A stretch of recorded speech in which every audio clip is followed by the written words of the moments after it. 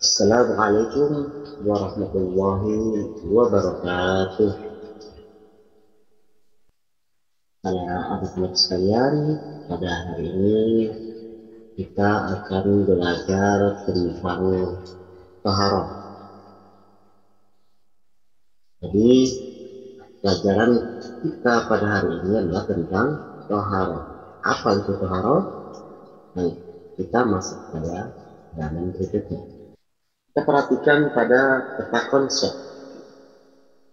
Sana ada taharah, lalu taharah ini dibagi menjadi dua. Yang pertama hadas dan yang kedua adalah najis. Hadas terbagi atas dua. Tapi di sini ada tiga ya. Jadi yang pertama adalah hadas kecil, yang kedua itu adalah hadas besar, dan yang ketiga itu larangan. Sementara najis itu terbagi atas tiga. Ada najis yang ringan, ada najis yang sedang, dan ada najis yang besar. Selanjutnya, di dalam menghilangkan hadas kecil, caranya adalah dengan cara berwudu. Kalau menghilangkan hadas besar, caranya dengan mandi junub. Nah, di bawah itu ada tayamum. Nah, tayamum ini di sini dibagi beberapa hal. Yang pertama dibahas pengertian, yang kedua hukum, yang ketiga sebab, yang keempat batal, kelima syarat, keenam rukun, dan ketujuh adalah sunnah. Baiklah, kita masuk pada halaman berikutnya. Yang pertama ini pengertian toharoh. Apa sih itu toharoh? Toharoh asal katanya dari bahasa Arab. Toharoh. Jadi menurut bahasa Arab artinya suci. Suci itu artinya benar-benar bersih. Tingkatannya lebih dari bersih. Menurut istilah, toharoh adalah menyucikan badan, pakaian, serta tempat dari najis, dan menyucikan diri dari hadas. Sebagaimana firman Allah Subhanahu wa taala di dalam surah Al-Baqarah ayat 222. Innallaha yuhibbut tawwabina wa yuhibbul mutatahhirin. Artinya, sungguh Allah menyukai orang yang tobat dan menyukai orang-orang yang menyucikan diri. Jadi ini sebagai dasar hukum dalam mengapa taharah itu wajib kita laksanakan. Berikutnya, hadas dan cara menyucikannya. Hadas adalah suatu kondisi atau suatu keadaan di mana seseorang dalam keadaan tidak suci menurut ketentuan syariat atau menurut tata aturan dalam hukum Islam. Hadas dibagi menjadi dua macam, yaitu hadas kecil dan hadas besar, sebagaimana yang kita sudah saksikan tadi pada peta konsep. Coba kita perhatikan dulu pada hadas kecil. Hadas kecil adalah hadas yang disebabkan oleh hal-hal yang berikut ini. Jadi munculnya hadas kecil itu karena beberapa sebab atau beberapa hal. Yang pertama adalah keluarnya sesuatu dari dubur dan kubul. Jadi dubur itu adalah anus dan kubul adalah kemaluan. Yang berikutnya adalah menyentuh dubur dan kubul dengan telapak tangan. Jadi telapak tangan ini jangan sampai menyentuh daripada dubur dan kubur. Yang ketiga, hilangnya akal karena tidur, penyakit epilepsi, ODGJ atau gila, dan mabuk. Jadi kalau ketika orang sedang hilang akalnya, misalnya dia tidur, misalnya dia terkena penyakit ayam atau epilepsi, atau dia gila dan juga dia mabuk, maka artinya dia berhadas. Yang terakhir adalah bersentuhan antara kulit perempuan dan kulit laki-laki yang bukan muhrim. Nah, agar supaya kita suci dari hadas kecil ini, maka ada cara untuk menyucikannya. Bagaimana cara menyucikannya? Yaitu dengan cara berwudu atau bertayamum apabila kita tidak menemukan air untuk berwudu. Baik, kita lanjut pada materi berikutnya. Sekarang kita bahas tentang hadas besar. Hadas besar, hadas dan cara menyucikannya. Hadas besar adalah kondisi hukum di mana seseorang sedang dalam keadaan janabah. Janabah itu apa? Janabah adalah status hukum yang tidak berbentuk fisik, artinya tidak bisa dilihat ya. Sehingga janabah tidak identik dengan kotor. Kenapa tidak identik dengan kotor? Karena sesuatu yang tidak dapat kita lihat. Berikutnya, hadas besar merupakan hadas yang disebabkan oleh hal-hal berikut ini.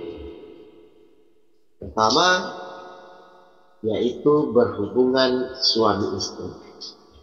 Yang kedua adalah datang bulan atau haid bagi wanita.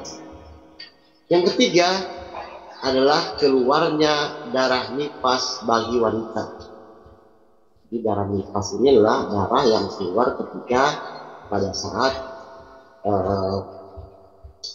melahirkan atau proses kelahiran anak.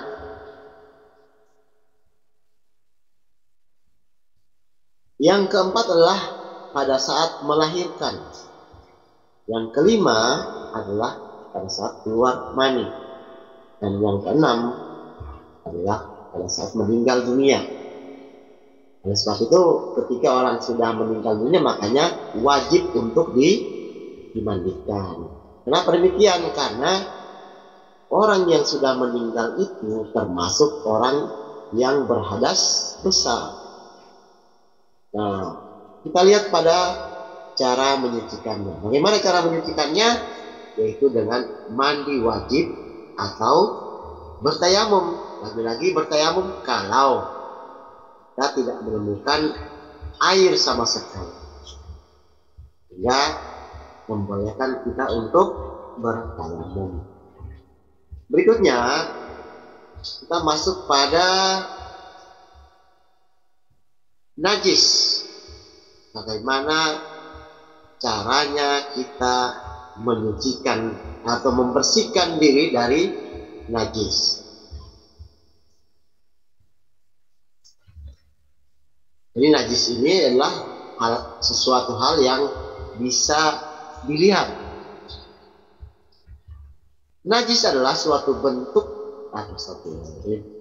najis adalah suatu benda kotor yang menyebabkan seseorang tidak suci. Seperti kotoran manusia, kotoran hewan, bangkai, nanah, miras, anjing, dan babi. Nah, dalam najis ini ada pembagiannya, karena ada pengkategorian najis itu, kadar daripada najis tersebut.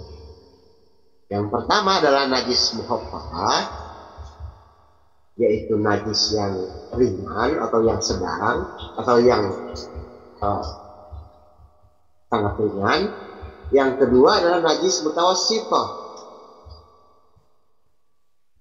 najis yang sedang. Dan yang ketiga adalah najis mughalladhah, ya, najis yang berat. Nah, dari ketiga macam najis ini berbeda cara untuk menyucikannya, tergantung daripada kadar najis tersebut. Apakah najis tersebut masuk pada najis ringan, ataukah masuk pada najis mutawassithah, atau masuk pada najis mughalladhah. Baik, kita masuk pada najis mukhaffafah. Najis mukhaffafah adalah najis yang tergolong najis yang ringan. Contohnya bagaimana? Yaitu air kencing bayi. Air kencing bayi laki-laki yang usianya belum mencapai 2 tahun dan belum makan atau minum kecuali air susu ibu. Nah, cara menyucikannya adalah dengan cukup dipercikkan air. Tentunya air yang bersih ya, air yang suci ya, pada tempat yang terkena najis. Jadi kalau misalnya ada yang misalnya dari anak-anak sekalian ada yang punya adik, lalu ketika dia menggendong adiknya terkena kencing daripada bayi yang usianya belum mencapai 2 tahun, maka itu termasuk dengan najis yang ringan. Cara mencucikannya ya cukup dipercikan air pada tempat, atau misalnya terkena baju, kalau misalnya terkena sarung, maka cukup di tempat yang terkena najis itu yang akan kita percikan dengan air. Baik, kita masuk pada pembahasan berikutnya, yaitu najis mutawassithah. Najis mutawassithah adalah najis yang tergolong sedang. Kebanyakan najis yang tergolong dalam jenis najis mutawassithah adalah seperti darah, nanah, kotoran manusia atau kotoran binatang, muntah, bangkai, dan minuman-minuman yang bernanas. Nah, najis di sini dibagi menjadi 2. Di dalam kategori mutawassithah ini bagi lagi menjadi 2. Apa itu? Yaitu najis ainiyah dan najis hukmiyah. Najis mutawassithah ainiyah yaitu najis yang dapat diketahui dengan indera, artinya najis yang dapat kita ketahui dengan misalnya dengan penglihatan, seperti warnanya bisa kita lihat, bentuknya, kalau kita cium ada baunya, atau kalau dijilat ada rasanya. Jadi cara menyucikannya yaitu dicuci dengan air yang mengalir sampai warnanya hilang, sampai bentuknya hilang, sampai baunya hilang, dan termasuk rasanya hilang. Barulah dia dikatakan suci atau bersih. Sementara untuk najis mutawassithah hukmiyah, yaitu najis yang tidak dapat diketahui dengan indera, artinya tidak dapat kita ketahui dengan penglihatan kita, dengan perasaan kita, dengan penciuman kita. Nah, untuk najis yang tidak terlihat ini bagaimana caranya? Ya, caranya adalah dengan dicuci dengan air yang mengalir tanpa harus hilang warna, bentuknya, baunya, dan rasanya. Kenapa? Karena tidak itu. Baik, Kita lanjut pada pembahasan yang berikutnya. Nah, najis mughalladho. Nah, kita ini sudah masuk pada kategori yang ketiga, yaitu najis mughalladho, ya. Najis mughalladho adalah najis yang tergolong najis berat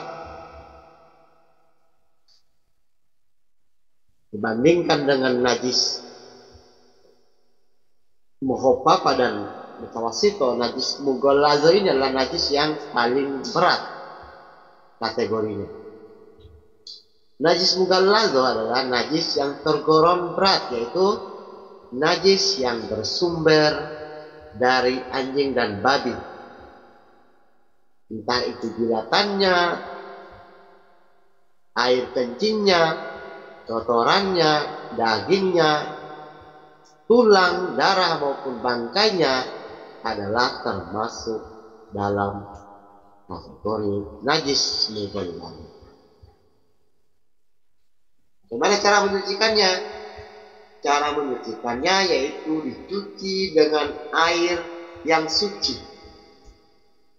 sebanyak 7 kali, dan salah satunya harus dicampur dengan debu yang suci. Nah, seperti itu caranya ya. Jadi dicuci dengan air yang suci, bisa dari air keran, bisa air sungai, dan air suci yang lainnya. Berapa kali? Yakni dicuci sebanyak 7 kali. Tetapi salah satunya di antara 7 kali tersebut harus menggunakan tanah atau debu. Kalau kita sikat-sikat juga tidak ada masalah. Jadi itu agar supaya lebih bersih. Nah, di sini sudah paham ya anak-anak ya. Berikutnya kita bahas tentang perbedaannya. Apa itu perbedaan hadas dan najis? Jadi tadi di atas kita sudah bahas tentang apa itu hadas, apa itu najis. Nah, sekarang kita bahas perbedaannya. Apa perbedaan dari keduanya? Nah, perbedaannya adalah hadas. Hadas itu berupa perbuatan atau tindakan, ya. Sementara najis itu berupa benda di luar tubuh. Itu bedanya ya. Contohnya apa? Contohnya kalau hadas, buang air kecil. Ini kan berupa perbuatan atau tindakan. Buang angin, buang air besar, menyentuh kemaluan atau dubur, tidur, mengeluarkan darah haid atau datang bulan bagi wanita, dan nifas. Sementara untuk contoh najis yaitu air kencing. Hanya terkena air kencing, terkena darah, termasuk darah haid, terkena kotoran kucing, terkena kotoran bangkai, dan sebagainya. Nah, pembagiannya kalau dalam hadas itu dibagi menjadi 2, yaitu hadas besar dan hadas kecil. Sementara untuk najis dibagi menjadi 3, yaitu najis mukhaffafa, najis mutawassito, dan najis mughalladho. Nah, untuk hadas besar, hadas besar ini beda dengan najis. Cara menyucikannya, kalau hadas besar yaitu untuk hadas kecil maupun besar, yang pertama adalah dengan cara wudhu. Yang kedua itu mandi wajib, dan yang ketiga adalah dengan tayamum. Sementara untuk najis, cara menyucikannya adalah dicuci bersih dan dibersihkan sesuai tingkatan najisnya. seperti tadi yang kita sudah bahas tadi, kalau najis muhaffafah ya cukup kita percikkan dengan air. Sementara untuk najis mutawassithah kita basuh atau kita cuci dengan air sampai warna, bau dan rasanya hilang. Sementara untuk najis mughallaza itu caranya dengan menyuci air dengan air sebanyak 7 kali. Lalu di antara 7 kali itu ada salah satunya dengan dibersihkan dengan atau dicampur dengan tanah agar benar-benar bersih dari najis. Jadi itulah pembahasan kita tentang sunnah-sunnah wudhu dan hal-hal yang dapat membatalkan wudhu. Demikian apa yang kita bahas pada kesempatan kali ini, dan insya Allah pada pertemuan berikutnya kita akan membahas materi lanjutan dalam wudhu ini. Apa yang kita akan bahas di depan, insya Allah kita akan membahas tentang tayamum. Baiklah anak-anak sekalian, cukup sampai di sini dulu pertemuan kita. Semoga apa yang kita pelajari pada kesempatan kali ini mendapatkan ridho dari Allah Subhanahu wa Ta'ala.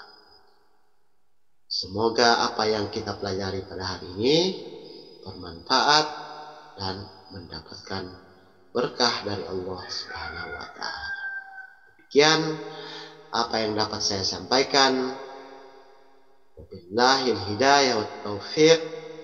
Wassalamualaikum warahmatullahi wabarakatuh.